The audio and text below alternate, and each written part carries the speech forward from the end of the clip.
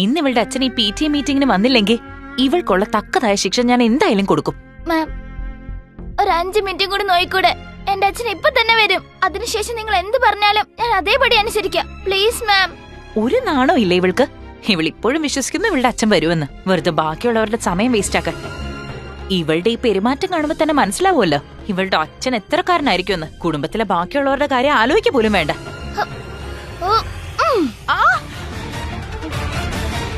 എന്റെ അച്ഛനെ കുറിച്ച് ഇനി ഒരു അക്ഷരം പോലും മിണ്ടരുത്, മനസ്സിലായോ? എന്റെ അച്ഛൻ വളരെ നല്ലൊരു മനുഷ്യനാണ്. അദ്ദേഹം എന്നെ ഒരുപാട് നന്നായി കെയർ ചെയ്യുന്നുണ്ട്. നീ എന്തിനാ എന്റെ അമ്മേനെ തല്ലുന്നത്? ആരെങ്കിലും എന്റെ അച്ഛനെ കുറിച്ച് എന്തെങ്കിലും പറഞ്ഞോണ്ടല്ലോ ഞാൻ അവരുടെ നാക്ക് വെട്ടും.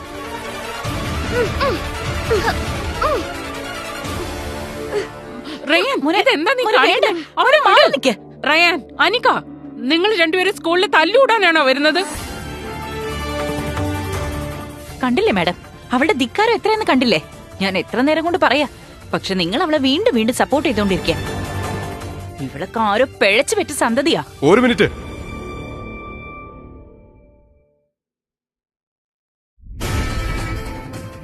അച്ഛാ,